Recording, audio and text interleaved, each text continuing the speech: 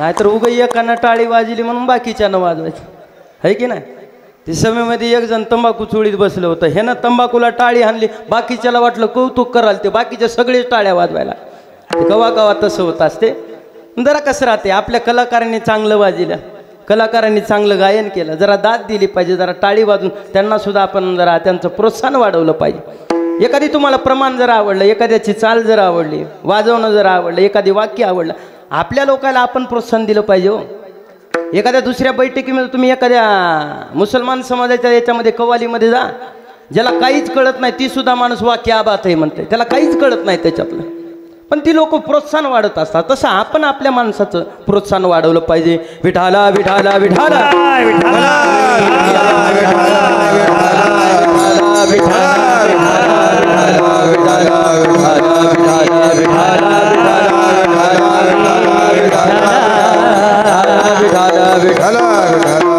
महाराजांची सुद्धा उपस्थिती आहे, त्यांना सुद्धा कोटी कोटी धन्यवाद. इकडे महाराष्ट्रातील सर्व दिग्गज गायक मंडळी असतील, आमच्यावरती जीवापाड प्रेम करणारे आमचे सर्व मित्रमंडळ असतील, हरिभक्तपरायण आमचे संगीत विशारद संजय महाराज शिंदे आहे, आमचे संगीत अलंकार विशाल महाराज केंद्रे आनंदवाडीकर आहे, हरिभक्तपरायण आमचे भजन भीष्माचार्य नागोराव महाराज सातपुते.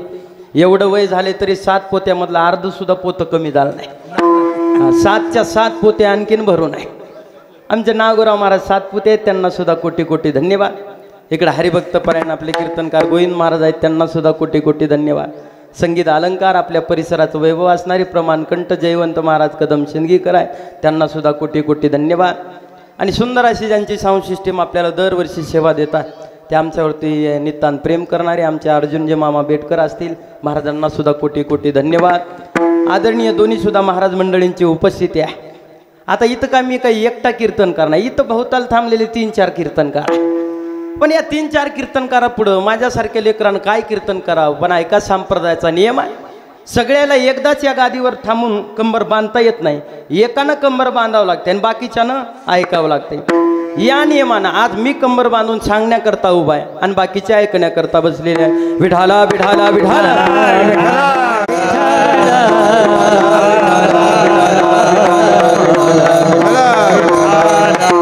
बालाजी महाराज आजनीकर आहेत, त्यांना सुद्धा कोटी कोटी धन्यवाद. आमचे तपस्वी बाबाजी सुद्धा आहेत, त्यांना सुद्धा कोटी कोटी धन्यवाद. बाबाकडे बघितलं की मला नागोराव बाबाची आठवण होते. कोणाची? नागोराव बाबाची. नागोराव बाबाच्या मंदिरामध्ये जा आणि नागोराव बाबाची मूर्ती बघा आणि बाबाचा चेहरा बघा, तीळ मात्र सुद्धा तुम्हाला फरक दिसणार नाही. पण बाबांची सुद्धा उपस्थिती आहे, बाबांना सुद्धा कोटी कोटी धन्यवाद. इकडं उन्नीकर सगळी भजनी मंडळ असतील, त्यांना सुद्धा कोटी कोटी धन्यवाद. तीर्थकर भजनी मंडळ आहे, आमचे हाळी अंडरगुळून आलेली सुद्धा भजनी मंडळ आहेत, त्यांना सुद्धा कोटी कोटी धन्यवाद. शिरसटवाडीहून आमचे मिलिटरी मॅन आहेत, सर्व शिरसटवाडीची भजनी मंडळ असतील, त्यांना सुद्धा कोटी कोटी धन्यवाद. आमचे ताल महर्षी संतोष महाराज डोंगरे, त्यांना सुद्धा कोटी कोटी धन्यवाद. आणि गेली 7 दिवस झालं जे आपला सप्ताह संबंध या महाराष्ट्रामध्ये गाजवतात ते हरिभक्तपरायण आमचे जे हो चॅनलचे मालक, एकदा त्यांच्याकरता जोरदार टाळ्या वाजवा. आणि कसं आहे माहीत आहे का, जेवढे महाराष्ट्रामध्ये नामांकित कीर्तनकार जर कोणामुळे जर फेमस जर झाले असते तर ते फक्त आणि फक्त या यूट्यूब चॅनलवाल्यामुळे झालेले आहे. जेवढी लोक या जगामध्ये फेमस झाली महाराज मंडळी, ती फक्त आणि फक्त चॅनलमुळे झालेली आहे. पण किती जरी गाजलेला महाराज असला आणि किती जरी नवाजलेला कीर्तनकार असला, कीर्तन करत असताना कीर्तनकार महाराजानं टाळकऱ्याचा, गायकाचा, वादकाचा आणि चॅनलवाल्याचा कधी अपमान करायचा नाही. ऐका, किती बी मोठा महाराज असू द्या, जर गायक जर नसेल, टाळकरी जर नसेल, म्हणणारे जर नसतील, वाजिना जर नसतील, तर कीर्तनकार एकटा काय कीर्तन करू शकणार आहे. या सगळ्या लोकांची आपल्याला साथ संगत असते, म्हणून आपण कीर्तन करत असतो, लक्षात घ्या.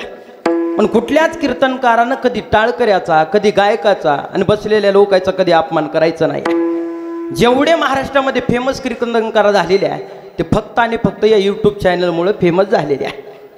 आणि बरीच लोक यूट्यूबवरची क्लिप ऐकतात आणि कीर्तन घेत असतात, 40,000 म्हणा, 50,000 म्हणा, आणि यूट्यूबवरती कीर्तन ऐकलं आणि एकदा का तारी घेतली, ऐकलं की महाराज म्हणतात जसं यूट्यूबवर ऐकलं तसं आम्हाला कीर्तन झालं नाही आहे. म्हणून लक्षात घ्या, सर्व महाराष्ट्रातील जेवढी गाजलेली कीर्तनकार असतील ते फक्त आणि फक्त या यूट्यूब चॅनलमुळे आहे. त्यांना सुद्धा कोटी कोटी धन्यवाद. उपस्थित सर्व भजनी मंडळ असतील, मस्तक हे पायावरी या वारकरी संताच्या, बरोबर 12 वाजता आपल्याला गुलाल उधळायचं आहे, बरोबर 1 तास आपल्याला कीर्तन रूपी सेवा पार पाडायची आहे। विठाला विठाला विठाला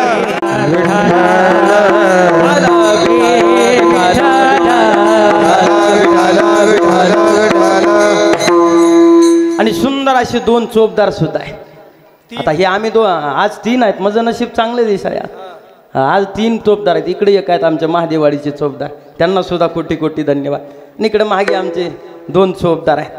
आता ही तर चोपदार एवढं चांगले आहेत, मला इथंच ठेवून घेऊ वाटले मठावर, पण पुन्हा घरून फोन येईल असं का करावं लागू, यायला का घरी इथं ठेवून घेतला। सुंदर असे चोपदार आहेत। काय महाराज लक्षात घ्या, मॉडेल जुना आहे पण इंजन आणखीन टाईट आहे। गोविंद महाराज मॉडेल कसं आहे, मॉडेल जुना आहे पण इंजन टाईट आहे।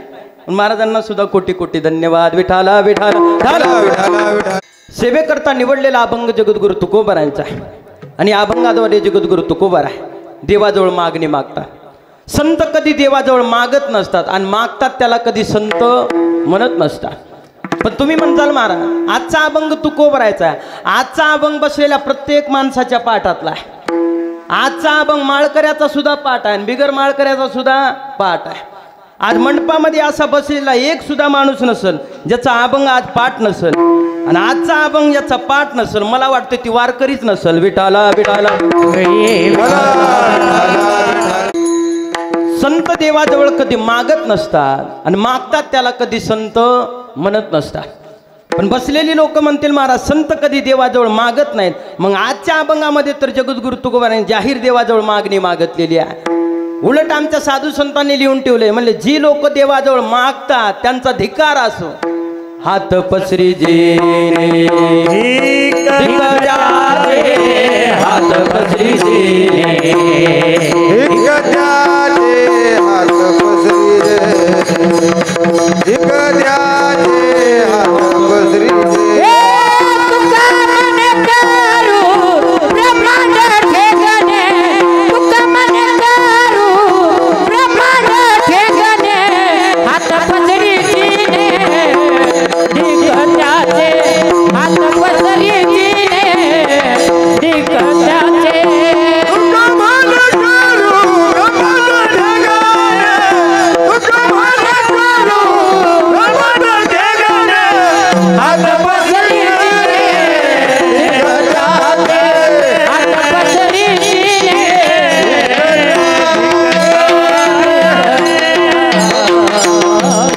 महाराज म्हणले हात पसरी जिने धिक्क त्याची। महाराज म्हणले जी लोक देवाजवळ मागणं मागतात त्याचा काय असो धिक्कार असो। पण बसलेला माणूस मंदिरामध्ये गेल्यानंतर प्रत्येक माणूस देवाजवळ गेल्यानंतर काही ना काही मागतो। मागणं हा जीवाचा स्वभाव आहे, लक्षात घ्या।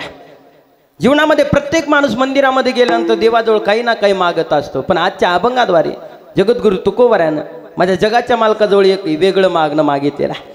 पण अभंगाला स्पर्श करण्याच्या अगोदर बसलेल्या लोकांना माझा प्रश्न आहे, दान देणारा हुशार असला पाहिजे का दान घेणारा हुशार असला पाहिजे? दान देणारा हुशार असला पाहिजे का दान मागणारा म्हणजे घेणारा हुशार असला? कसा हुशार असला पाहिजे? घेणारा हुशार असला पाहिजे। कुठल्या तरी एका मतावर ठाम राहा बरं का, नाहीतर पुन्हा पार्टी बदलता। बऱ्याच लोकांचं मत आहे दान घेणारा हुशार पाहिजे, पण ऐका दान देणारा सुद्धा हुशार असला पाहिजे।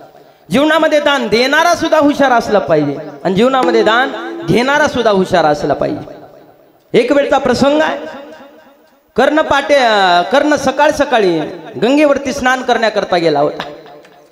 पण रात्री जेव्हा कर्ण आपल्या महालामध्ये आराम करत होता, झोपलेला होता, रात्रीच्या 12 वाजता सूर्यदेव कर्णाच्या स्वप्नामध्ये जातात आणि कर्णाला सांगितलं, मला ए कर्णा, उद्या सकाळी तुझ्या दारावरती देवाचा देव इंद्र ब्राह्मणाचं रूप धारण करून तुझ्याजवळ मागण्या करता येईल। त्याला ब्राह्मण समजून त्या इंद्राला मागल ते काही सुद्धा देऊ नको। जगाच्या मालकानं सूर्यदेवानं रात्री 12 वाजता सूर्याच्या म्हणजे कर्णाच्या स्वप्नामध्ये सांगितलेला आहे। कर्ण सकाळी जागा झाला। या जगाच्या पाठीवर असं 2च दानशूर राजे होऊन गेले, एकाचं नाव होतं कर्ण आणि दुसऱ्याचं नाव होतं राजा बळी। या दोघांच्या दारामधून कुणी सुद्धा रिकाम्या हाताने आतापर्यंत बाबा कधी कुणी गेला नव्हता। जगाचा मालक सूर्यदेव रात्री 12 वाजता कर्णाच्या स्वप्नामध्ये गेले, म्हणजे ए कर्णा, उद्या सकाळी तुझ्याजवळ दान मागण्याकरता देवाचा देव इंद्र ब्राह्मण रूपामध्ये येईल, त्याला ब्राह्मण समजून तू मागल ते काही सुद्धा देऊ नको. रात्री 12 वाजता स्वप्नामध्ये जगाच्या मालकानं कर्णाला सांगितलं होतं. पण कर्ण सकाळची वेळ आहे. इंद्रानं ब्राह्मणाचं रूप धरलं आणि कर्णाच्या दारामध्ये देवाचा देव इंद्र भिक्षा मागण्याकरता कर्णाच्या दारामध्ये ब्राह्मणाचं रूप घेऊन गेलेला आहे. त्या कर्णानं ज्यावेळेस इंद्राच्या रूपामध्ये आलेल्या ब्राह्मणाला बघितलं, कर्णाने दोन्ही हात जोडले आणि कर्ण त्या इंद्राला म्हणायला लागला, म्हणजे ओ ब्राह्मण बुवा, हा कर्णाचा दरबार आहे, काय मागायचं असेल ते मागून घ्या. पण इंद्र ब्राह्मण रूपामध्ये आला होता. त्या इंद्रानं मागितलं, म्हणजे ए कर्णा, मला गाडी नको आहे, मला बंगला नको, मला जायदाद नको आहे, मला जर काही जर द्यायचंच असेल तर तुझ्या अंगावरची मला कवच आणि कुंडल काढून दे. काय मागितलं? तुझ्या अंगावरची मला कवच आणि कुंडल पाहिजे. म्हणजे ठीक आहे. कर्णानं मागचा पुढचा विचार केला नाही, आपली तलवार काढली आणि कर्णानं कर आपल्या अंगावरचं कापून काय काढलं? ते कवच आणि कुंडल कापून काढलेलं आहे. कर्णानं तलवारीनं अंगावरची कवच आणि कुंडल कापून काढली आणि त्या इंद्राच्या हातामध्ये दिली. कर्ण रक्त भंबाळ झाला. त्या इंद्रानं कर्णाच्या शरीरामध्ये रक्त बघितलं. इंद्राने दोन्ही हात जोडले आणि इंद्रानं आपलं मूळ रूप धारण केलं. म्हणजे हे कर्णा, मी तुझ्यावरती प्रसन्न आहे, म्हणजे काय मागायचं असेल ते मागून घे. पण कर्णाने दोन्ही हात जोडले. कर्ण म्हणायला लागला, म्हणजे हे इंद्रा, तुला वाटत असेल तू ब्राह्मण रूपामध्ये आला, मी तुला ओळखलं नसेल. ऐक, जगाच्या मालकानं रात्री 12 वाजता माझ्या स्वप्नामध्ये येऊन सांगितलं होतं, उद्या सकाळी तुझ्या दारावरती ब्राह्मणाचं रूप धारण करून इंद्र येईल आणि मागल ते त्याला देऊ नको. पण इंद्रानं सांगितलं, म्हणले कर्णा, जगाच्या मालकानं रात्री 12 वाजता तुझ्या स्वप्नामध्ये सांगितलं होतं, मग माहीत असून सुद्धा तुझ्या अंगावरची कवच आणि कुंडल तू मला का काढून दिली? कर्णाने दोन्ही हात जोडले. कर्ण म्हणायला लागला, म्हणजे हे इंद्रा, ऐक, माहीत असून सुद्धा मी माझ्या अंगावरची कवच आणि कुंडल का दिली याचं कारण आहे, पुढं चालून घोर कलियुग येईल आणि कलियुगामधल्या प्रत्येक माणसाच्या तोंडावरती मुखावरती एकच गाणं असेल, अरे देवाचा देव इंद्र खरा, पण एक दिवस कर्णाच्या दारामध्ये भिकारी म्हणून मागण्याकरता आला होता. युगान युग कलियुगातली लोक एकच गाणं मागतील, म्हणून मी माहीत असून सुद्धा माझ्या अंगावरची कवच आणि कुंडल तुला काढून दिलेली आहेत. कारण का, पुढे चालून कलियुग येईल आणि कलियुगातली लोक एकच गाणं म्हणतील, देवाचा देव इंद्र करा.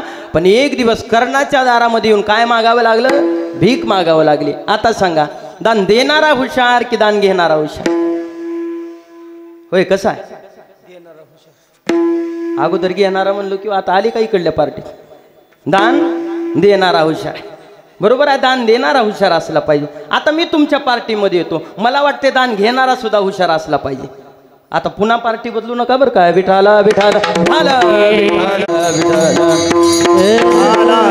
दान देणारा सुद्धा हुशार असला पाहिजे आणि दान घेणारा सुद्धा, मागणारा सुद्धा हुशार असला पाहिजे. आमचे गुरुजी आम्हाला बालाजी महाराज एक दृष्टांत सांगायचे ऐका. दान मागणारा म्हणजे दान घेणारा सुद्धा हुशार असला पाहिजे. एक जण महादेवाच्या मंदिरामध्ये गेलं. महादेव त्या माणसाला जरा भक्तीवरती प्रसन्न झाले. महादेव त्या भक्तावरती प्रसन्न झाले आणि महादेवानं त्या भक्ताला सांगितलं, म्हणले बोल भक्ता, मी तुझ्या भक्तीवरती प्रसन्न आहे, काय मागायचं असेल ते मागून घे.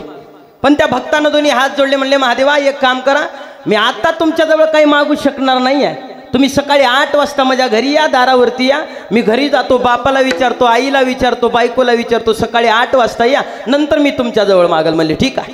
पोरगा पळत घरी गेलं. सकाळचे 8 वाजले. 8 वाजल्याबरोबर पोरगा सर्वात अगोदर आपल्या बापाजवळ गेला. म्हणले हो बाबा, मला महादेव प्रसन्न झाले आणि बरोबर 8 वाजता महादेवा माझ्या दारावरती मला काहीतरी देण्याकरता येणार आहे, सांगा ना, देव माझ्यावरती प्रसन्न झाला, देवाजवळ काय मागून घेऊ? बापानं सांगितलं, म्हणले बाळ्या, जीवनामध्ये गरिबी मोठी वाईट असते, देवाजवळ मागायचंच असेल तर थोडं सोनं मागून घे. काय मागून घे? म्हणजे सोनं मागून. म्हणजे ठीक आहे बाबा. लेकरू पळत आपल्या आईजवळ गेलं. म्हणजे आई, देव माझ्यावरती प्रसन्न झालाय, म्हणले सांग देवाजवळ काय मागू? आई म्हणायला लागली, म्हणले बाळ्या, बघता 80 वर्ष कधी निघून गेले, कळालं सुद्धा नाही आहे, म्हणजे डोळ्याला जरा नीट दिसत नाही, देवाजवळ मागायचं असेल तर जरा तुझ्या आईला डोळे मागून घे. काय मागून घे? डोळे मागून घे. बापानं काय मागितलं? सोनं मागितलं. आईनं काय मागितले? डोळे मागितले. आता पळत आपल्या बायकोजवळ गेले. म्हणले ए, देव माझ्यावरती प्रसन्न झालाय, म्हणले सांग देवाजवळ काय मागू? बायकोच्या डोळ्यामध्ये पाणी आलं. बायको रडायला लागली आणि बायकोनं हात जोडून आपल्या मालकाला सांगितलं, मालक, 10 वर्ष झाला आपला संसार चालू आहे, उदरी आणखीन लेकरू बाळ जन्माला आलं नाही, देव जर देण्यासाठी जर आपल्या दारावर जर येत असेल तर देवाजवळ तेवढं आपल्याकरता एखादी लेकरू बाळ मागा. काय मागा? लेकरू बाळ मागा. आता बापानं काय मागितलं? सोनं मागितलं. आईनं काय मागितलं? डोळे मागितले. आणि बायकोनं काय मागितलं? लेकरू मागितलं. 8 वाजता जगाचा मालक तिथं आला. जगाच्या मालकानं आवाज दिला, म्हणले ए बाळा 8 वाजले, म्हणले माग तुला काय मागायचं असेल ते मागून घे.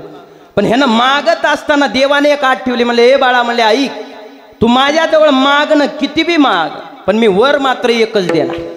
काय म्हणले देव? मागणं किती बी माग, पण वर किती देणार? वर मात्र एकच देणार.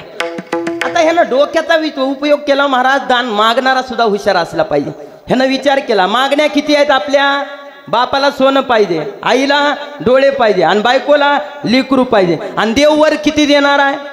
वर किती देणार आहे? एकच देणार. ह्यानं डोक्याचा उपयोग केला. म्हणले ठीक आहे देवा, वर एकच द्या, माझी मागणी आहे का? म्हणले ठीक आहे. म्हणले माग, काय मागायचं असेल ते मागून घे, मागण्या किती बी माग, पण वर मात्र एकच देणार आहे. या माणसानं दोन्ही हात जोडले देवाला म्हणायला लागलं, देवा या तुमच्या भक्ताची एकच मागणी आहे. या भक्ताला जर काही जर द्यायचं असेल तर माझी एकच आहे. म्हणले काय मागायचं असेल ते मागून. ह्यानं हात जोडले. म्हणले माझी एकच मागणी आहे. म्हणले काय मागणी आहे? माझ्या आईच्या उघड्या डोळ्यांनी सोन्याच्या पाळण्यात नातू बघायचं आहे. म्हणले काय? म्हणले परत ऐका. माझ्या आईला उघड्या डोळ्यांनी सोन्याच्या पाळण्यात काय बघायचं आहे? नातू बघायचं. मागणारा एवढा हुशार असला पाहिजे. वर एकच दिलं देवानं, पण ऐका, माझ्या आईला उघड्या डोळ्यांनी सोन्याच्या पाळण्यामध्ये नातू बघायचा आहे. नंबर 1 आईला डोळे मागून घेतले. नंबर 2 सोन्याचा पाळणा मागून घेतला, सोनं बापाच्या कामी आलं. आणि नंबर 3 बायकोला लेकरू सुद्धा मिळालेला आहे. आता मला सांगा, दान देणारा हुशार असला पाहिजे की दान मागणारा हुशार असला पाहिजे? कोण हुशार असला पाहिजे? मागणारा हुशार असला पाहिजे. आता दोन्ही वाटा बंद झाल्या. आता तिसरं दार आपल्याकडे शिल्लक नाही आहे, लक्षात घ्या. दान देणारा सुद्धा हुशार असला पाहिजे गोविंद महाराज, आणि दान घेणारा सुद्धा हुशार असला पाहिजे. विठाला जवळ कधी मागत नसतात आणि मागतात त्याला कधी संत म्हणत नसतात. ऐका, बोल्लोबारायापासून चालत आली, माझ्या विश्वंभर बाबापासून चालत आली तुकोबाराच्या घरामध्ये परंपरा होती. कोणापासून? विश्वंभर बाबापासून चालत आलेली परंपरा. याच विश्वंभर बाबाच्या कुळामध्ये बोल्लोबारायचा जन्म झाला. आणि बोल्लोबाराया दर आषाढी कार्तिकीला वारीला, कुठं वारी करण्याकरता जायचे? पंढरपूरला जायचे. दिंडी मागून दिंडी निघाली, दिंडी मागून दिंडी निघाली, वाळवंटी बेटा भीती झाली, वाळवंटी बेटा भीती झाली, वाळवंटी बेटा निघाली, दिंडी मागून दिंडी निघाली, वाळवंटी बेटा भीती झाली, वाळवंटी बेटा भीती झाली. दिंडी मागून दिंडी निघाली, दिंडी मागून दिंडी निघाली, वाळवंटी बेटा भीती झाली, वाळवंटी बेटा भीती झाली. आषाढी कार्तिकीला माझे बोल्लोबारा देवाची वारी करण्याकरता जायची. आपण सुद्धा वारी करतो, कोण वारी करत नाही? पूर्वीच्या काळातले वारकरी एकदा का आपली वळकटी बांधली आणि एकदा का गावाच्या बाहेर पाऊल टाकला, महिनाभरापर्यंत वारी पूर्ण होईपर्यंत पुन्हा कधी आपल्या घराच्या दिशेनं कधी बघायचं नाही. आपले सुद्धा लोक बाबा वारी करला, एकदा का वळकटी बांधले, धानूरच्या पाठीला गेले, लगेच मोबाईल काढत आणि बायकोला फोन करत, हॅलो वैराला चारा पाणी केला का? ही आपली वारी. पण पूर्वीच्या काळातले जातीवंत हाडाचे वारकरी एकदा का वळकटी बांधली, वारी पूर्ण होईपर्यंत आपल्या संसाराचा कधी विचार करत नव्हते. पूर्वीच्या काळातली लोक वारी करण्याकरता गेले, गावातल्या लोकांनी विचारायचं, म्हणले ओ बाबा वारीला गेलते का? म्हणले गेलतो ना.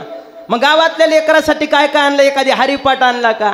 ज्ञानेश्वरी आणला का? गाथा आणली का? एखादी माळ आणली का? लावण्याकरता कपाळाला बुका आणला का? पूर्वीच्या काळातली लोक वारीला गेल्यानंतर गावातल्या लेकराकरता हरिपाठ आणायचे, ज्ञानेश्वरी आणायची, गाथा आणायची. काल परवा मी एका काकाला विचारलं, म्हणले ए बाबा, म्हणजे वारीला गेलतो का? एका गावात कीर्तनाला गेलतो, तिथल्या एका दादाला विचारलं, म्हणले ए दादा वारीला गेलतो का? म्हणले हो ना गेलतो ना. म्हणले महाराज, मग वारी पूर्ण झाल्यानंतर गावातल्या लेकरांसाठी एखादी ग्रंथ आणला का? माळ आणली का? हाय म्हणला महाराज, आपण तसलं काय आणत नसतो म्हणला. मग आणलं का? काय सांगा म्हणला महाराज, काय ती वारी होती. वारीच्या रस्त्यानं आनंद, काय लोक बिस्किटचे पुढे वाटत होते म्हणला. 4 पोते भरून आणला म्हणला. किती? 4 पोते भरून आणला. ही आपली वारी आहे.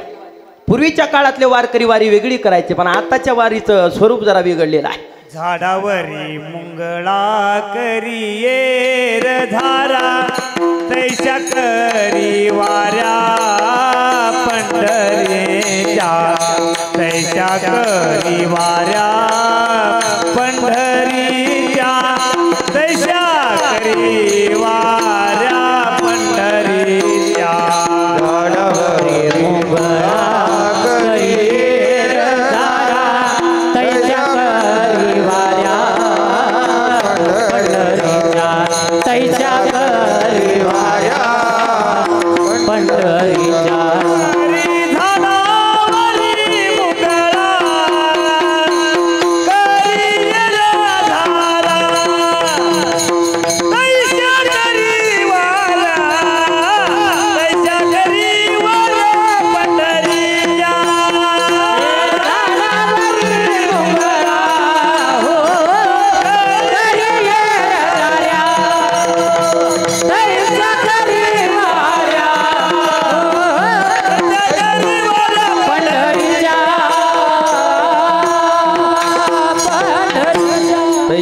करी वाऱ्या पंढरीच्या विठाला विठाला विठाला विठाला विठाला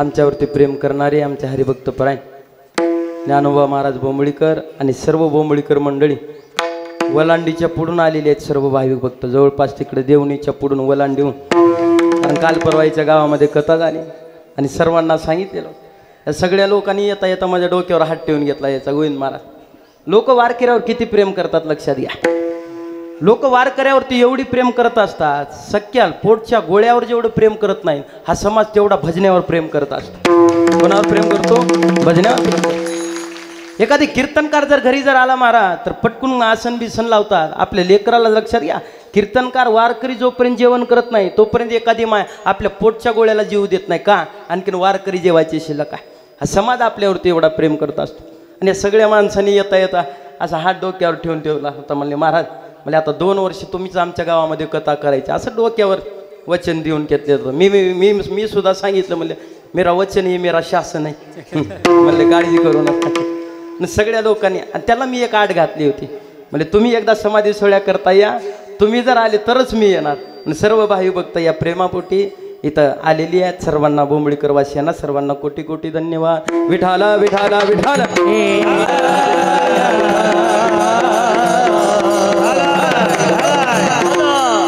चला आपला मुद्दा कुठं चालू होता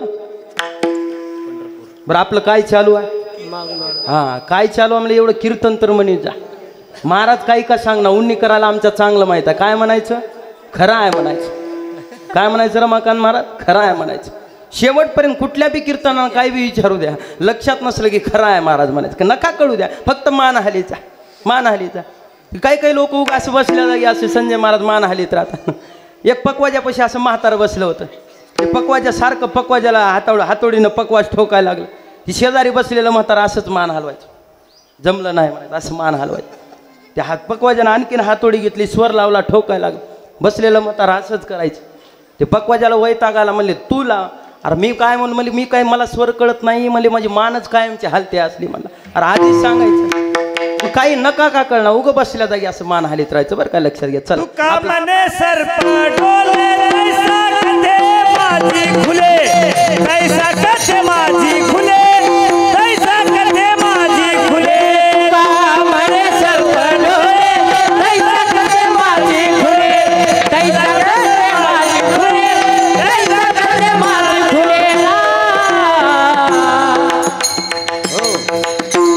शब्दाला प्रमाण आहे इकडं जयवंत महाराज नावच दिले त्याला प्रमाण कंठ महाराजांना काय बी बोलू द्या शब्दाला प्रमाण आहे म्हणून लक्षात घ्या आपला मुद्दा काय चालू होता बोल्लो बरायच्या घरामध्ये वारीची परंपरा होती आषाढी कार्तिकीला मंदिरामध्ये एवढे वारकरी वारी करण्याकरता जायचे पण माझ्या बोल्लोबरायच्या भक्तीचं ऋण जगाच्या मालकाच्या डोक्यावरती एवढं झालं. अनेक वारकरी मंदिरामध्ये पाया पडण्याकरता जायची, पण अनेक वारकरी आल्यानंतर जगाचा मालक असा ताट मानेने वारकऱ्याकडे बघत होता. पण बोल्लोबराय जर मंदिरामध्ये गेले, जगाच्या मालकानं माझ्या बोल्लोबरायला बघितलं की जगाच्या मालकानं आपली मान खाली घालायचे. का? माझ्या बोल्लोबरायच्या भक्तीचं कर्ज माझ्या जगाच्या मालकाच्या डोक्यावर एवढं झालं होतं. एखाद्या माणसाकडून जर आपण कर्ज घेतलं तर त्या माणसाकडे गेल्यावर आपण असं कॉलर टाईट करून त्याच्याकडे बघू शकत नाही. तिथं गेल्यानंतर तिथं मानच झुकवावी लागते. तसं जगाच्या मालकानं विचार केला, बोल्लोबरायच्या भक्तीचं कर्ज आपल्या डोक्यावरती झालेला. अनेक वारकरी वारी करण्याकरता मंदिरामध्ये यायचे, पण लक्षात घ्या, जगाचा मालक ताट मानेनं बघायचा, पण बोल्लोबराय गेल्यानंतर जगाच्या मालकानं बघितल्याबरोबर आपली मान खाली घालायची. एक वेळचा प्रसंग आहे. बोल्लोबरायने आपली वारी पूर्ण केली, घरामध्ये आले. घरामध्ये आल्यानंतर बोल्लोबरायच्या पत्नीचं नाव काय होतं? कनकाई. कनकाई आईसाहेबांनी आपल्या मालकाला विचारलं, म्हणले मालक, वारीला गेल्यानंतर त्या वारीचा आनंद तुम्ही दरवर्षी मला सांगता, काय त्या वारीचा आनंदाचं वर्णन करून सांगता, पण आतापर्यंत तुम्ही एकट्यानं वारी केली, पण कधी सुद्धा वारी करण्याकरता मला पंढरपुरामध्ये आतापर्यंत कधी वारी करण्याकरता सोबत घेऊन गेले नाही आहे. मला आतापर्यंत वारी करण्याकरता त्या पंढरपूरला तुमच्यासोबत मला कधी नेलं नाही मालक. मला सुद्धा माझ्या जीवनामध्ये त्या देवाचं दर्शन घ्यायचं, मला सुद्धा तुमच्यासोबत वारी करण्याकरता यायचं आहे. पण माझ्या बोल्लोबराय म्हणायला लागले, म्हणजे एक कनकाई, मी तुला नेण्याकरता तयार आहे, पण बायकाचा एक स्वभाव असतो, बायका कुठल्या बी मंदिरामध्ये जाऊ द्या, देवाजवळ काही ना काही मागितल्याशिवाय त्याला करमत नाही आहे. एखादी नवरा जर दारू पित असेल, म्हणजे ए देवा माझ्या मालकाची दारू सुटू दे. बरोबर आहे, हे कोणाची मागणी असते? बायकोची मागणी मंदिरामध्ये असते. लेकरू जर आगाऊपणा जर करत असेल, खोड्या जर करत असेल, तर माय मंदिरामध्ये जाऊन देवाला म्हणते, म्हणले ए देवा माझ्या लेकरावर जरा लक्ष ठेव. मंदिरामध्ये कुठला बी गेलेला माणूस देवाजवळ मागल्याशिवाय बाहेर येत नाही. तसं माझे बोल्लोबराय म्हणायला लागले, कनकाई, आतापर्यंत मीच एकट्यानं वारी करतो, तुला का सोबत नेत नाही? याचं कारण आहे, आतापर्यंत आपल्या परंपरेमध्ये त्या देवाजवळ कोणी मागितलेलं नाही आहे, आणि मी जर तुला वारी करण्याकरता जर घेऊन जर गेलो आणि देवाजवळ जर काही जर मागितलं, तर आतापर्यंत आपल्या या परंपरेमध्ये देवाजवळ कुणी सुद्धा काही सुद्धा मागितलेलं नाही आहे.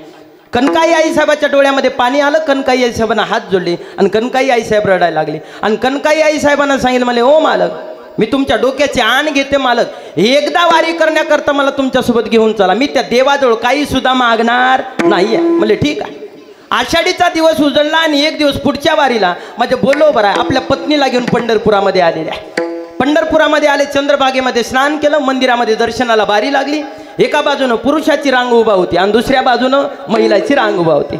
महिलाच्या रांगेमध्ये माझे कनकाई आईसाहेब देवाचं दर्शन घेण्याकरता लागल्या, पण बोल्लोबरायनं आपल्या बायकोला आवाज दिला, मला ए कनकाई, माझ्या अगोदर देवाचं दर्शन घेण्याकरता जर तुझा जर नंबर जर लागला तर माहीत आहे, देवाजवळ गेल्यानंतर देवाजवळ काही मागायचं नाही आहे. कनकाई आईसाहेबांना लांबूनच सांगितलं, म्हणले मालक, मी तुमच्या पायाची नाही, मी तुमच्या डोक्याची आण घेतलेली आहे, त्या देवाजवळ मी काही सुद्धा मागणार नाही आहे.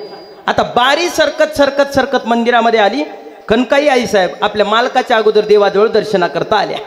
कनकाई आईसाहेब मंदिरामध्ये गेल्या, देवाला बघितलं, आपला ओठ सुद्धा हलवला नाही. कुणं? माझ्या आईसाहेबांना आपला ओठ सुद्धा हलवला नाही. दोन्ही हात जोडले, डोळ्यामध्ये अश्रूचा बाण फुटला, रडायला लागल्या आणि अंतकरणामधून देवाला आवाज दिला, मला हे देवा, आमच्या जीवनामध्ये तू कशाची सुद्धा कमी केली नाही. संसाराला एवढी वर्ष पूर्ण झाले, पण उदरी आणखीन लेकरू बाळ जन्माला आलं नाही आहे. निदान आमच्या करता देवा नाही, निदान आमच्या माघारी तुझी वारीची परंपरा कायम टिकून ठेवण्याकरता एखादी भगवत भक्त आमच्या कुळामध्ये जन्माला गाय. हात जोडले आणि अंतकरणामधून देवाला आवाज दिला. जगाच्या मालकांना आशीर्वाद दिला, आपला ओठ सुद्धा हलवला नाही. कनकाई आईसाहेब तिथून निघून गेल्या, बोल्लोबराय मंदिरामध्ये आले. आतापर्यंत ज्या जगाच्या मालकानं बोल्लोबरायला बघितलं, मान खाली घालत होता, पण आता बोल्लोबराय मंदिरामध्ये आले, जगाचा मालक असा ताट मानेनं माझ्या बोल्लोबरायकडे बघायला लागला. बोल्लोबरायचं लक्ष देवाजवळ गेलं. देवानं बोल्लोबरायनं विचार केला, ज्या आरती देव आपल्याकडे आज रुबाबानं बघतोय, ताट मानेनं बघतोय, त्या आरती आपल्या बायकोनं काहीतरी घोटाळा केलेलाच दिसतोय. कोणाच्या लक्षात आलं? बोल्लोबरायच्या लक्षात आलं. बोल्लोबराय जवळ गेले आणि कनकाई आईसाहेबांना आपला ओठ हलवून नाही, अंतकरणामधून मागणं मागितलं. आणि याच बोल्लोबरायच्या परंपरेमध्ये माझ्या तुकोबरायचा जन्म झाला. कोणाचा? तुकोबरायचा जन्म झाला. आणि तुकोबराय वारी करायचा एक वेळचा प्रसंग आहे मायबापांनो. आषाढीची वारी करण्याकरता तुकोबराय पंढरपुरामध्ये दाखल होतात. एकादशीच्या दिवशी जगद्गुरु तुकोबराय मंदिरामध्ये गेले, जगाच्या मालकाचं दर्शन घेतलं.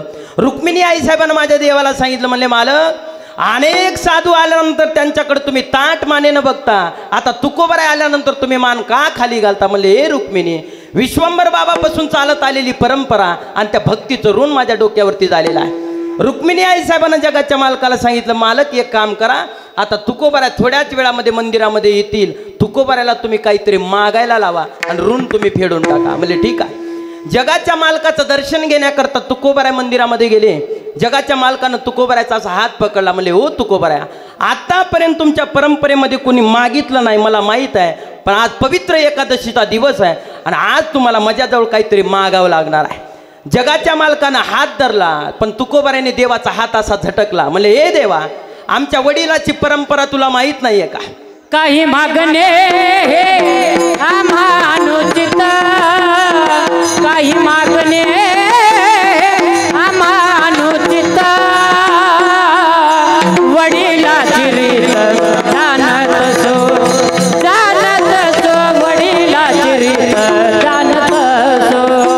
काही मागणे अनुचित, काही मागणे अनुचित, वडिलाची रीत जाणत सो, जाणत सो, वडिलाची रीत जाणत.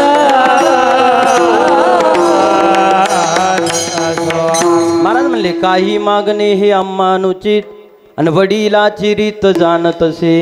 म्हणजे आमच्या बापजाद्याची परंपरा आहे, वडिलाची रीत जाणत असे.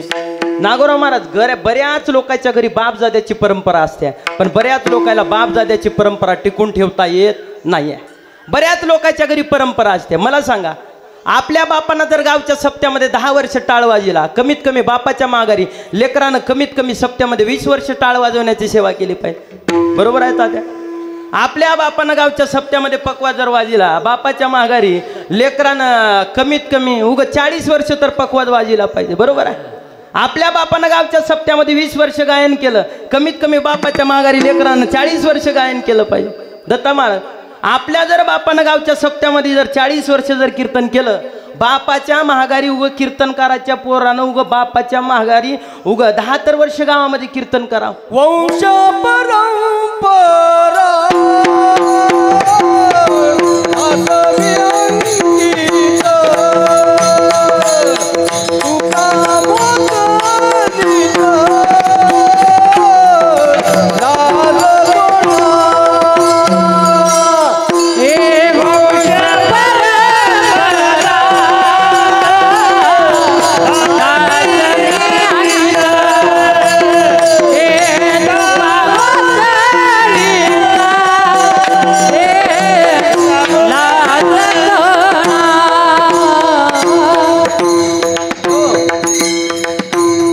परंपरा दासमी अंकित. लक्षात घ्या, आपल्या बापानं गावच्या सप्त्यामध्ये कमीत कमी 10 वर्ष जर कीर्तन केलं, बापाच्या माघारी लेकरानं 5 तर वर्ष कीर्तन केलं पाहिजे. नाहीतर बाप गाव कीर्तन करायला पावसाळ्यामध्ये लेकर पुलावर खेकडे धरायला काय उपयोग आहे का? मार काही सुद्धा उपयोग नाही. बऱ्याच लोकांच्या घरी बापजाद्याची परंपरा असते, पण बऱ्याच लोकांना बापजाद्याची परंपरा टिकून ठेवता येत नाही आहे.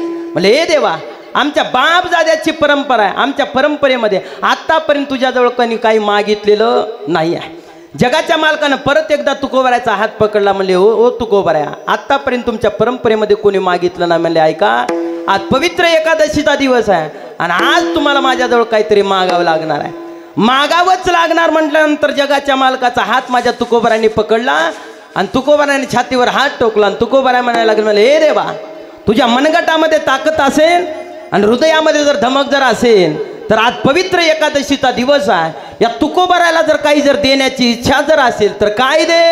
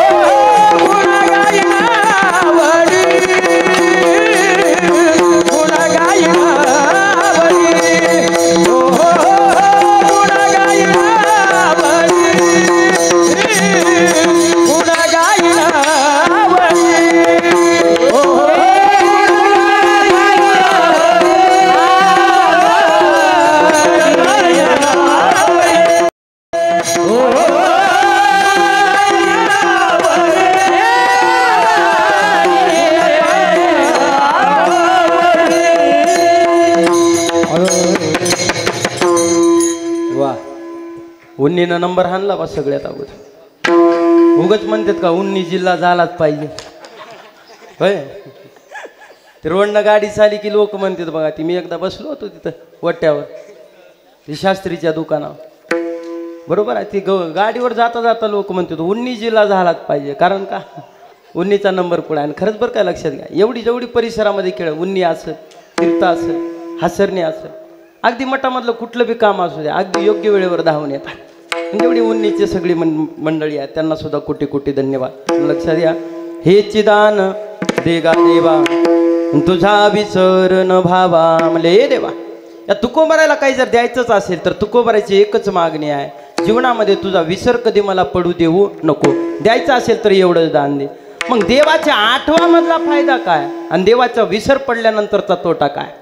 देवाची आठवण केल्यानंतर आमच्या जीवनामध्ये फायदा काय होतो आणि देवाचा विसर पडल्यानंतर आमच्या जीवनामध्ये आमचा तोटा काय आहे?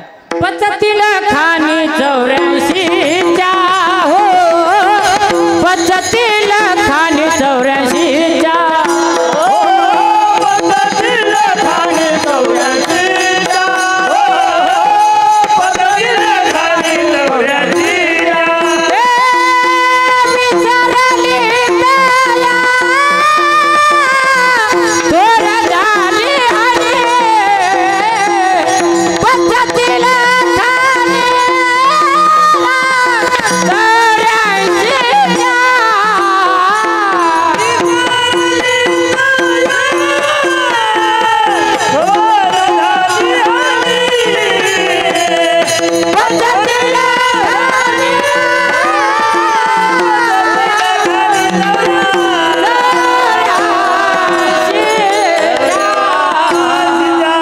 देवाला विसरल्यानंतर माणसाचा तोटा काय? विसरली तया थोर झाली आणि पचतील खाणी 84चा.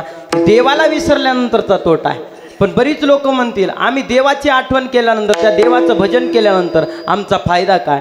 महाराज म्हणले जगाच्या बाजारामध्ये जे समाधान कुठंच मिळत नाही ते समाधान देवाच्या भजनामध्ये मिळते. कोणामध्ये मिळते?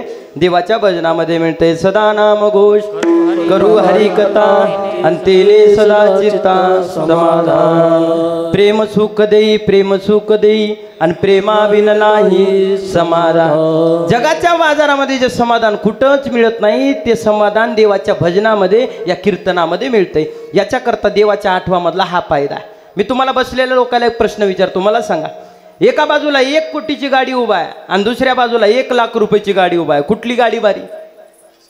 बोला, कुठली गाडी भारी? 1 कोटीची बारी, बरोबर आहे. पुन्हा पार्टी बदलायची नाही बरं काय, बरोबर आहे. 1 कोटीची बारी. आता मला सांगा, 1 कोटीच्या गाडीमध्ये बसल्यानंतर तुम्हाला दुःख मिळते आणि 1 लाखाच्या गाडीमध्ये बसल्यानंतर तुम्हाला समाधान मिळते. आता कुठली गाडी भारी? कुठली गाडी भारी? 1 लाखाची बारी. जीवनामध्ये गाडी किती कोटी रुपयाची आहे याला महत्व नाही, कुठल्या गाडीमध्ये बसल्यानंतर आम्हाला समाधान मिळतंय जीवनामध्ये हे महत्वाचं आहे. थोरा पुरुषांच्या माध्यमातून, कीर्तनकारांच्या माध्यमातून एक दृष्टांत मी ऐकलेला आहे. का काय झालं? एकदा बिरबलाचा असा दरबार भरलेला होता. ऐका समाधान कसं असतं. बिरबलाचा दरबार भरलेला, अकबराचा दरबार भरलेला होता. अकबर राजा आपल्या आसनावरती बसलेला होता. अकबरानं आपल्या बिरबलाला बोलवलं, म्हणले हे बिरबल, म्हणले इकडे. म्हणले जी राजेश आहे. म्हणले अकबरा, म्हणले ऐक बिरबला, मला रात्री स्वप्न पडले. म्हणले काय स्वप्न पडले? म्हणले काय नाही, आपण दोघं एका रस्त्यानं जात होतो. रस्त्यानं जात असताना त्या रस्त्यामध्ये 2 खड्डे होते. किती खड्डे होते? 2 खड्डे होते. म्हणले पुढं काय झालं राजेश? आपण दोघं रस्त्यानं जात होतो. रस्त्यानं जात असताना 2 खड्डे होते. तू एका खड्ड्यामध्ये पडला आणि मी एका खड्ड्यामध्ये पडलो. म्हणजे ठीक आहे राजे साहेब, पण ऐक ना बिरबला, तू ज्या खड्ड्यामध्ये पडला तो खड्डा गटारीचा होता आणि मी ज्या खड्ड्यामध्ये पडलो तो खड्डा मधाचा होता. कशाचा होता? मवाळाच्या मधाचा होता. आता बिरबल कशामध्ये पडला? गटारीमध्ये पडला. आणि अकबर कशामध्ये पडला? मधाच्या खाणीमध्ये, खड्ड्यामध्ये पडला. आता बिरबल गटारीमध्ये पडला. दरबारातल्या लोकांनी ऐकलं, सगळीजण मोठमोठ्यानं हसायला लागले. आता बिरबल मोठा हुशार होता. बिरबलानं डोकं लावले, म्हणले थांबा थांबा राजे साहेब, मला सुद्धा रात्रीच्या वेळी असंच एक स्वप्न पडले. मला काय पडलं? म्हणजे सेम टू सेम तुमच्यासारखं स्वप्न पडलं. म्हणजे झालं काय? म्हणजे काही नाही, आपण दोघं रस्त्यानं जात होतो. अरे एवढं तर मला बी पडलं होतं. म्हणले पुढे बोल. रस्त्यानं जात असताना 2 खड्डे होते. म्हणले पुढे सांग.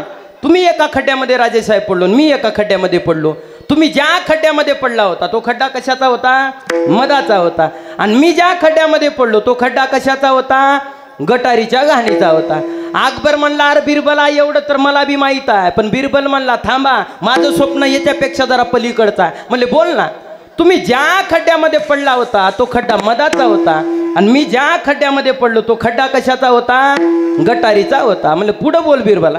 बिरबलाने हात जोडले. म्हणले पुढे राजेसाहेब काही नाही, मी तुम्हाला चाटत होतो आणि तुम्ही मला चाटत होते. म्हणलं आता मला सांगा.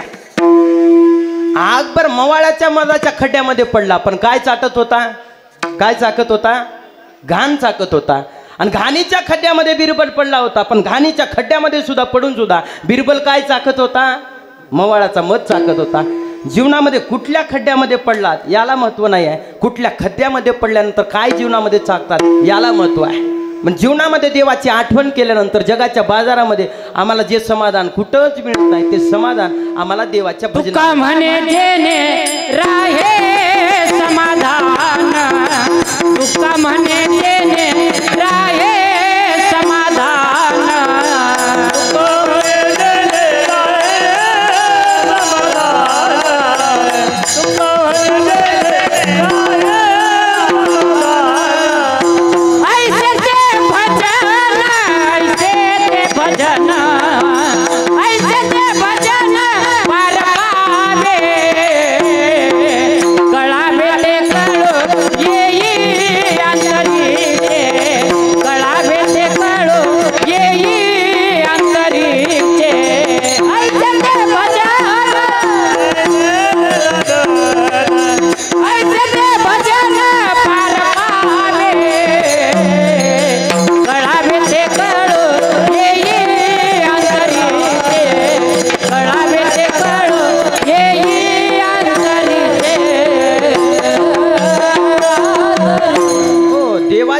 मधला पहिला फायदा समाधान मिळतं आणि देवाच्या विसराचा फायदा पचतील खाणी 84. म्हणून देवा द्यायचंच असेल तर एकच मागणी आहे, हे चिदान देगा देवा आणि तुझा विसर न व्हावा. जगाच्या मालकाने पुन्हा प्रश्न केला. म्हणले हो तुकोबर आहे आणखीन काही मागा. म्हणले देवा द्यायचंच असेल तर आमची दुसरी मागणी काय? गुण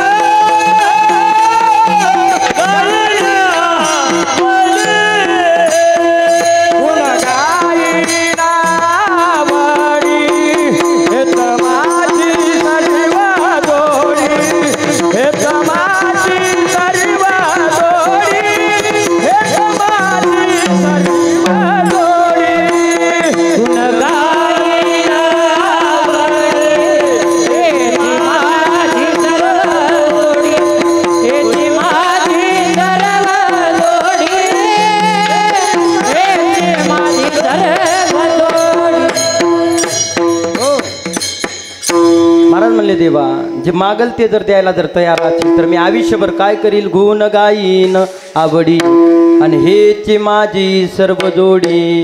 या देहामध्ये जोपर्यंत प्राण आहे आयुष्याच्या शेवटच्या श्वासापर्यंत मी तुझं भजन कसं करील? गुण गाईन आवडी. आपण भजन करतो पण आवडीनं करत नाही, सवडीनं करतो. कसं करतो? सवडीनं करतो.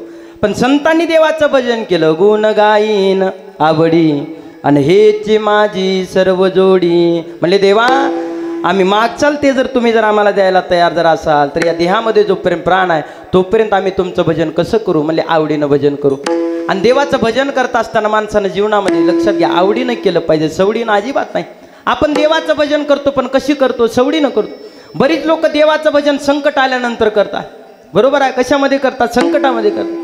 कोरोना नावाची महामारी आली, कसला बी नास्तिक माणूस असू द्या, त्या कोरोना नावाच्या महामारीमध्ये राम राम राम राम राम राम घरी बसल्या बसल्या देवाचं भजन करीत होत, बरोबर आहे. एवढी बिकट परिस्थिती आली होती बालाजी महाराज, किती परिस्थिती आली, एवढी बिकट परिस्थिती आली होती. लोकायला लक्षात घ्या, भीतीपोटी लोकांनी एवढी देवाचं भजन केलं.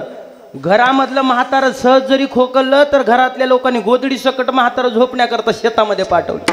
कुठं, शेतामध्ये पाठ.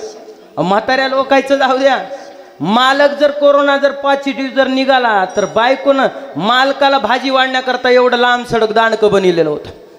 ते मालक असं खिडकीजवळ ताट घेऊन उभं राहायचं, बायकोनं खिडकीमधूनच भाजी वाढायची, वरण टाकायचं, अजिबात जवळ यायचं नाही. एवढी बिकट परिस्थिती आली होती.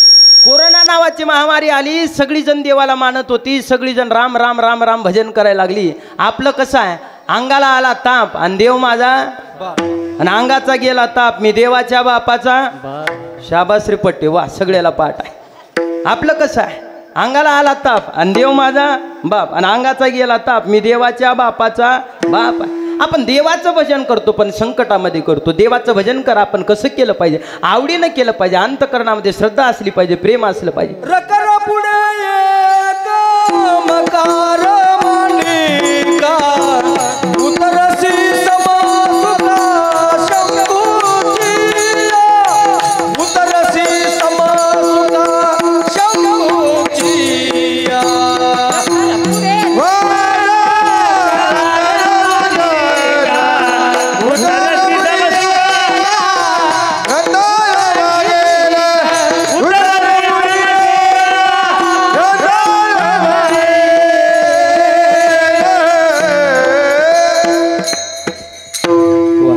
वेळ कमी आहे, फक्त धावत्या योगामध्ये घ्या. झालं आपल्याला 10 मिनिट कीर्तन रूपी सेवा पार पाडायची आहे. चला, आपला मुद्दा काय चालू होता,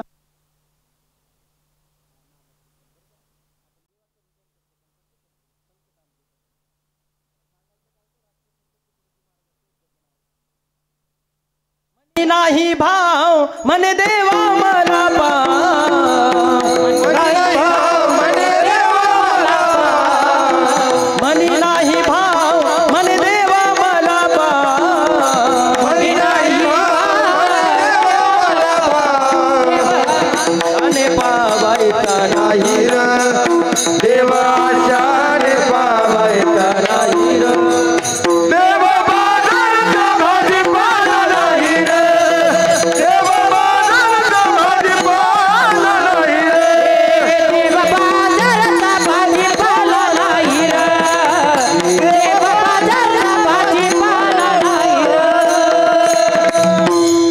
लाकडाचा देव त्याला अग्नीच भेव, सोन्या चांदीचा देव त्याला चोराच भेव, दगडाचा देव त्याला वडराच भेव, मातीचा देव त्याला पाण्याच भेव.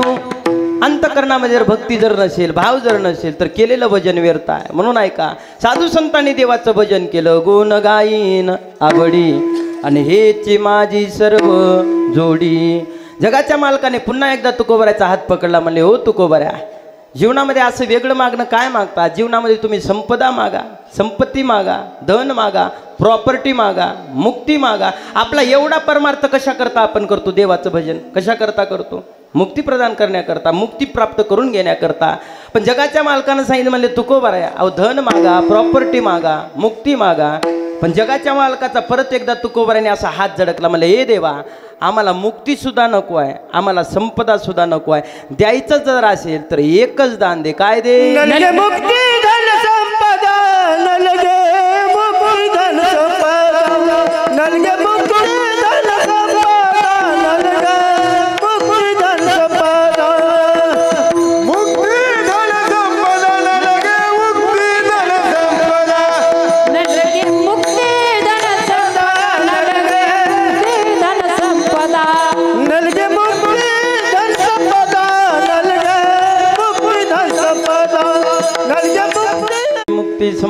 धनसंपदा संत संग देई सदा. उन्नीवाले म्हणाले उन्नीच्या पुढी दुसरीची गाडी जात नाही. तीर्थची गाडी मध्ये मध्येच बंद पडली कस काय? हवा गेली का? बरोबर. विठाला विठाला विठाला. जगाच्या मालकाने तुकोबाऱ्या सांगितलं, म्हणले तुकोबाऱ्या धन मागा, संपदा मागा, मुक्ती मागा, पण म्हणले न लगे मुक्ती धन संपदा. द्यायचं असेल तर एकच दे, संत संग देई सदा. आणि आजच्या अभंगामध्ये मी सुद्धा महाराजाला एकच प्रार्थना करतो की देवा, जीवनामध्ये जायचं असेल तर माझ्या सुद्धा जीवनामध्ये अशा साधू संतांच्या परंपरेमध्ये पुन्हा पुन्हा जन्म मिळावा आणि जन्मोन जन्मी अशीच कोंडीबा महाराजांची सेवा करण्याचं भाग्य आम्हाला जीवनामध्ये मिळावं. संत संग देई सदा. तुकोबाऱ्या म्हणायला लागले देवा, जीवनामध्ये आम्हाला मागल ते तू जर द्यायला तयार असेल, संताची जर संगत जर द्यायला जर तयार असेल, तर या जगामध्ये सगळ्यात मोठं दुःख म्हणजे गर्भवासाचं दुःख आहे. ते गर्भवासाचं दुःख आम्ही कसं बघू? पण म्हणे गर्भवासी, तुका म्हणे गर्भवासी,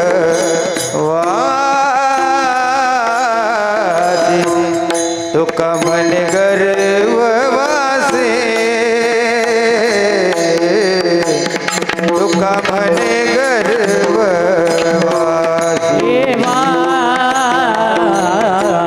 तुका म्हणे गर्भवासी,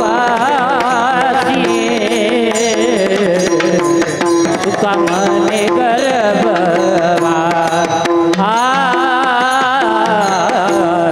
तुका म्हणे गर्भवासी,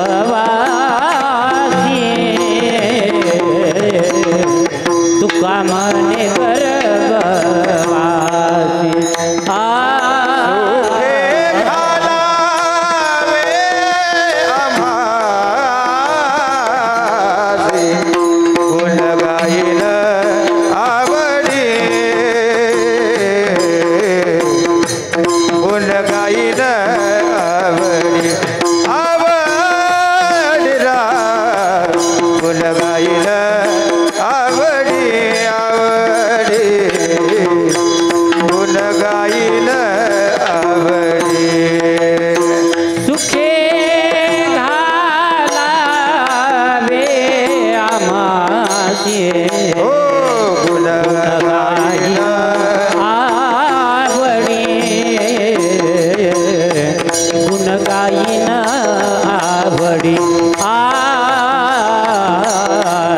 गुणगायीन आवडी, गुणगायीन आवडी. माझी सर्व जोडी, हेची माझी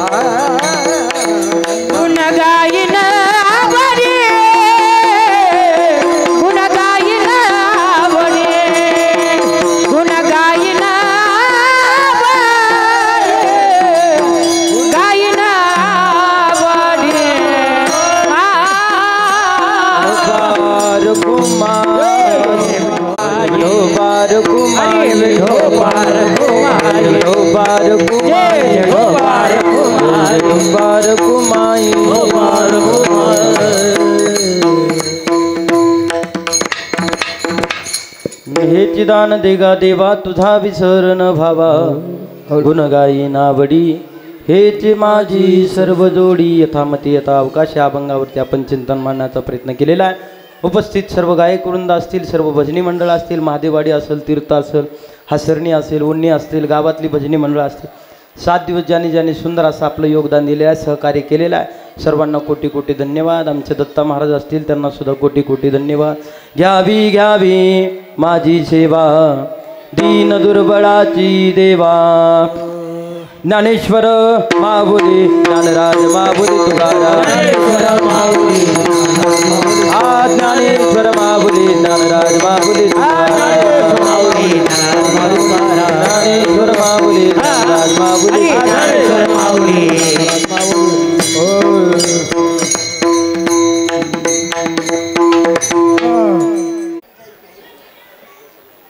सर्वांनी शांतता राखा. जय विठ्ठल जय जय विठ्ठल. जय विठ्ठल जय जय. कुंडली कवरधारी विठ्ठल श्री ज्ञानदेव तुकाराम.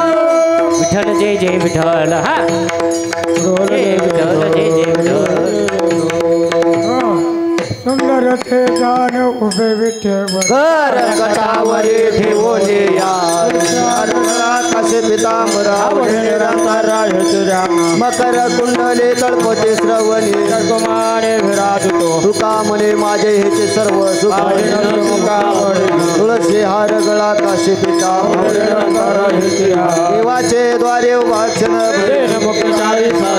हरिमुखे म्हणा हरिमुखे म्हणा असोनी संसारी ज्ञानदेव म्हणे व्यासाचे हरिमुखे म्हणा हरिमुखे म्हणा चौवेद जाण साई शास्त्रकार पंतोनी नवनीता तैसे ज्ञान एक हरि आत्मा जीव शिव ज्ञानदेवा ध्याने रामकृष्ण म्हणे हरिमुखे म्हणा हरिमुखे म्हणा भावे विन भक्ती मुक्ती विन मुक्ती गये सोने दैवत प्रसन्न त्वारित सायास करेशे प्रपंच दिन ज्ञानदेव म्हणे हरि जपोळ करणी प्रपंच हरिमुखे म्हणा हरिमुखे म्हणा योग याग विधी नोहे सिद्धी भावी विना देव न कळणे समजा तपे विना दैवत दिसल्या विना ज्ञानदेव सांग दृष्टांताचे मान हरिमुखे म्हणा हरिमुखे म्हणा साधू बोध झाला तो निर्णयाचे विनटरा ज्ञानदेवा गोडे संगते सजने हरिमुखे म्हणा हरिमुखे म्हणा पर्वता प्रमाणे पातक करणे नाही ज्याशी भक्ती तो पतिता ज्ञानदेवा प्रमाणात महानिदान हरिमुखे म्हणा हरिमुखे म्हणा संताचे संगते मनमार्ग रामकृष्ण वाचा भावा आजवाचा एक तत्व नाम साधिते साधन नामामृत गोडे वैष्णवाला तत्वर उच्चार प्रल्हाद बिंबला ज्ञानदेव मने नाम हे सुलभ हरिमुखे म्हणा हरिमुखे म्हणा विष्णू विन दप्पवेर त्याचे ज्ञान उपजोने करंटाने निदोत वाटा वय त्याचे धान्य गुरु विधान ज्ञानदेव मने सगुण हे ध्यान हरिमुखे म्हणा हरिमुखे म्हणा राम कृष्ण हरे जय जय राम कृष्ण हरे राम कृष्ण हरे जय जय राम कृष्ण राम कृष्ण हरे जय जय राम कृष्ण हरे राम कृष्ण हरे जय त्रिवेणी संगमे नाना तीर्थ ब्रह्मी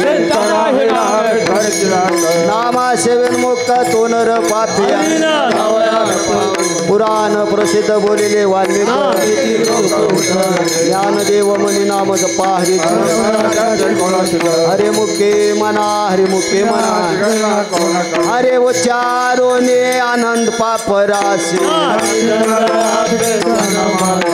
त्रण्याग्नि मेळे समरस धारी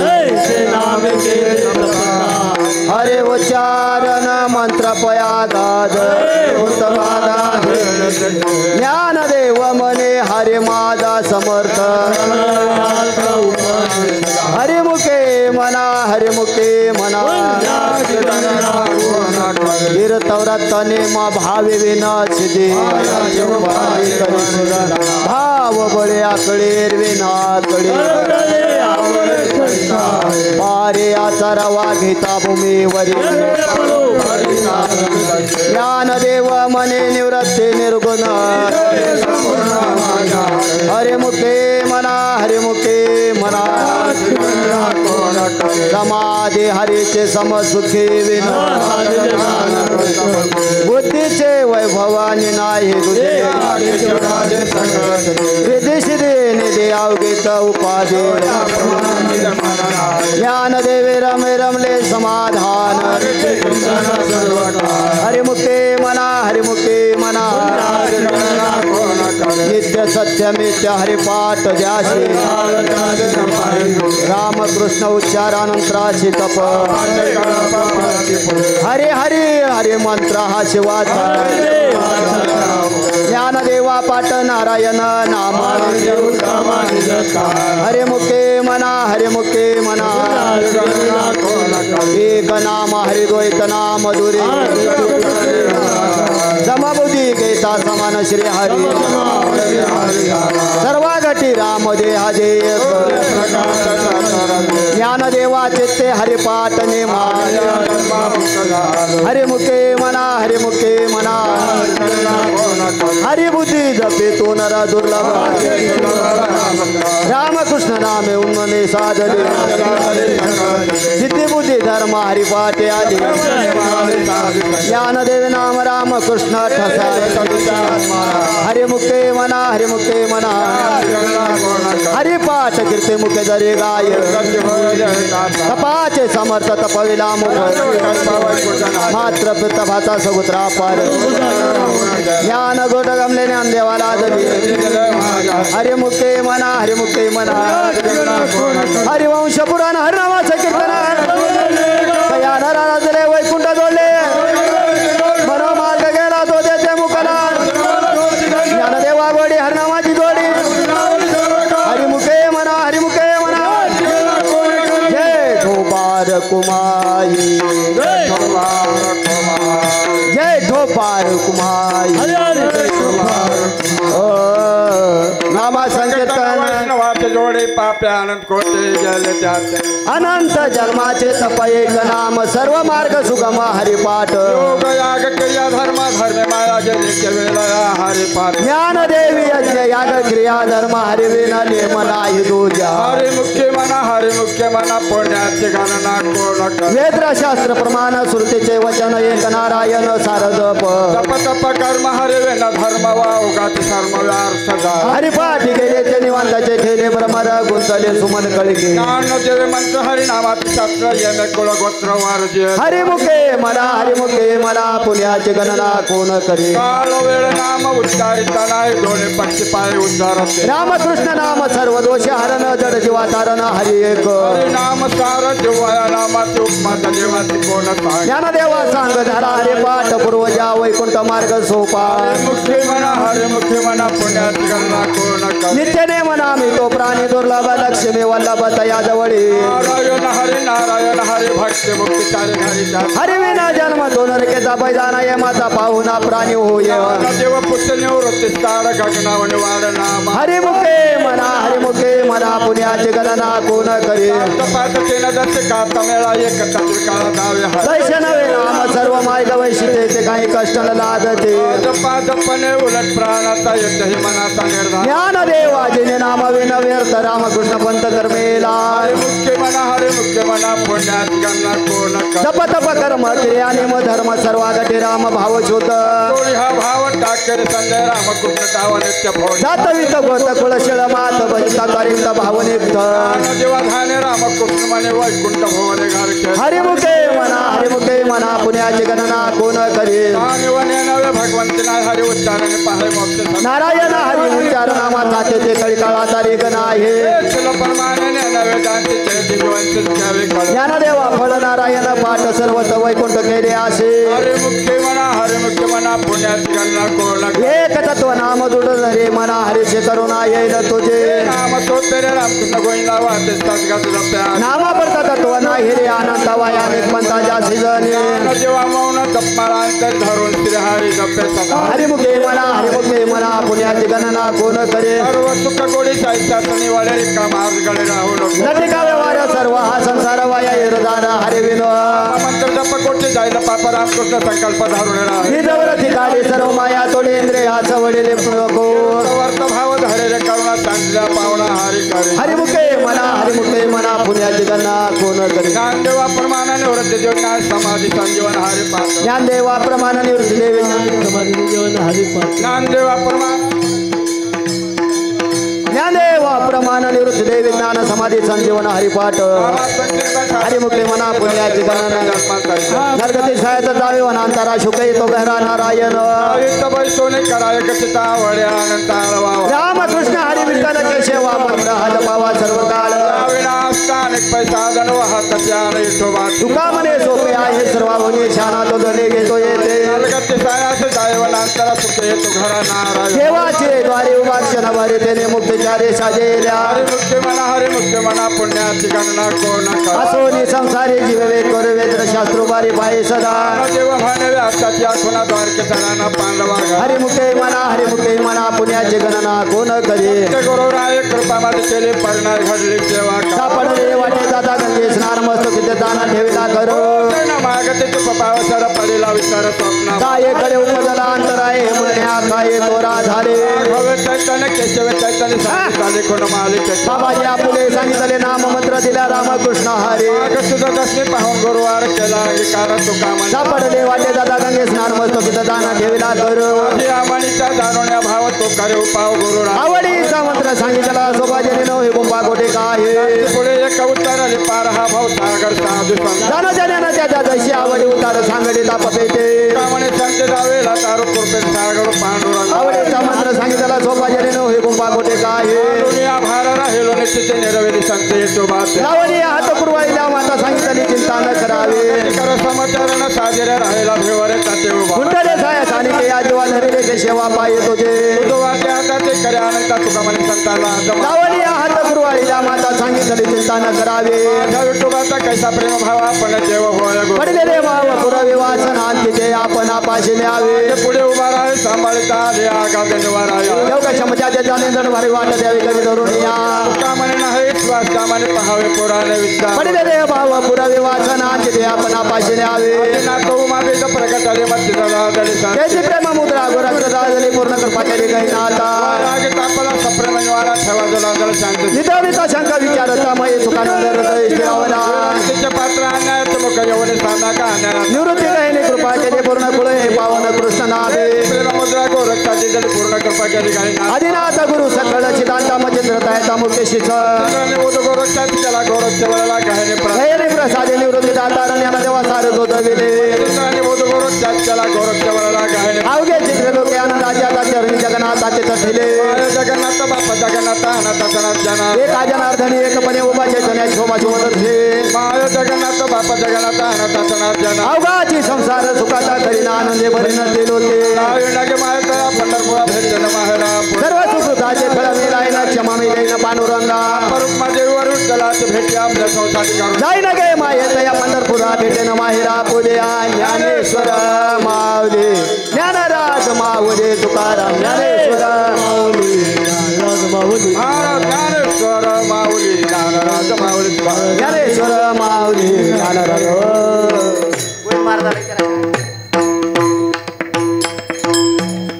ऐका सर्वांना एक सूचना टाळ कर्याला गुलाल वाटा की टाळकऱ्याला गुलाल द्या आणि आता लगेच गुलाल झाल्यानंतर आरती झाल्यानंतर या ठिकाणाहून दिंडी निघणार आहे तर त्या दिंडीकरता गावातील उपस्थित सर्व महिलांनी कळस सज्ज करून या ठिकाणी दिंडीकरता हजर राहायचं आहे तसेच झेंडेवाल्यांनी सगळ्याच्या समोर हजर राहायचं झेंडेवाल्याच्या पुढं बाजेवाले राहतील बाजेवाल्याच्या पाठीमागं झेंडेवाले राहतील झेंडेवाल्याच्या पाठीमागं कळशा घेऊन चालणाऱ्या महिला चालतील आणि त्याच्यानंतर टाळकरी राहतील आणि टाळकऱ्याच्या पाठीमागं सगळीच पब्लिक राहील. जेवढे बी कोणी लोक असतील तेवढे टाळकऱ्याच्या पाठीमागं रिकामे लोक आणि त्याच्या पाठीमागं मग ते बैलगाडी वगैरे ग्रंथदिंडी राहील. याची सर्वांनी नोंद घ्यावे. तसेच आज संध्याकाळी ठेक 9 ते 11 या वेळेमध्ये हरिभक्तपरायण परमपूज्य आदरणीय निवृत्ती महाराज इंदोरीकर यांचे 8 ते 10 या वेळेमध्ये कीर्तन होणार आहे. याची नोंद सर्वांनीच घ्यावे. तसेच दिंडी मिरवून आल्यानंतर इथं लगेच महाप्रसादाची व्यवस्था झालेली आहे. महाप्रसादाचे अन्नदाते शिवाजी पाटील गायत्री भोजनालय अहमदपूर यांची महाप्रसादाची पंगत आहे. याची सर्वांनी नोंद घ्यावी. दिंडी प्रदक्षिणेला दिंडीला कोणी गडबड करू नये. व्यवस्थित चालावं. टाळकऱ्यांना पावली खेळण्याकरता जागा द्यावी ही सगळ्यांना नम्र विनंती आहे. कारण दरवर्षी बगुलाला टाळकऱ्याला जागा भेटना. बाकीचेच माणसं गडबड करू लागलेत. बाकीचे पाठीमागं राहा पण टाळकऱ्याला जागा द्या व्यवस्थित. याची सगळ्यांना एक नम्र विनंती. आता लगेच अभंग होईल आणि अभंग झाल्यानंतर सर्वांना गुलाल बाकीच्यांना गुलाल पोहोचलाय का सगळीकडे? पोहोचला. ठप टाक. माझ्या वडिलाचे मिरासी गा देवा, माझ्या वडिलाचे मिराशी गा देवा, माझ्या वडिलाचे मिरासी गा देवा, माझ्या वडिलाचे मिराशी गा देवा. तुझे चरण सेवा पांडुरंगा, तुझे चरण सेवा पांडुरंगा, तुझे चरण सेवा पांडुरंगा. उपवासे पारणे राखीला दारवंट, उपवासे पारणे राखीला दारवंट, उपवास पारणे राखीला दारवंट, उपवास पारणे राखीला दारवंट. भोगवटा आम्हाला गे, भोगवटा आम्हाला गे, भोगवटा आम्हाला गे. वंश परंपरा दास मी अंकित, परंपरा समी अंकित, वंश परंपरा दास मी अंकित. परंपरा समी अंकित, मोकली दलाज कोणा, मोकली गेलाच कोणा, तुका मोकली गेलाच कोणा. उपवास पारणे राखीला दारवंट, भरणे राखीला दारवंट, उपवास पारणे राखीला दारवंट. भरणे राखीला दारवंट. केला भोगवटा आम्हाला गे, भोगवटा हा लागी, केला भोगवटा हा लागे. धन्यवाद हरिविठ्ठल ज्ञानदेव तुकाराम. श्रीमंत श्री सद्गुरु कोल्हेबा महाराज की जय. आबो करा क्षमा परा महाराज तुम्ही सिद्ध देवाने उच्चारला देह कारणे आपुला. जाग्यावर उठू नका, खाली बसा. तुकामुळे ज्ञानेश्वरा राखा पाया पैठण करा. माझ्या वडिलाचे मिरासी गा देवा, माझ्या वडिलाचे मिराशी गा देवा, माझ्या वडिलाचे मिरासी गा देवा. माझ्या वडिलाचे मिराशी गा देवा. तुझे चरण सेवा पांडुरंगा, तुझे चरण सेवा पांडुरंगा, तुझे चरण सेवा पांडुरंगा. उपवासे पारणे राखीला दारवंट, उपवासे पारणे राखीला दारवंट, उपवास पारणे राखीला दारवंट, उपवास पारणे राखीला दारवंट. भोगवटा आम्हाला गे, भोगवटा आम्हाला गे,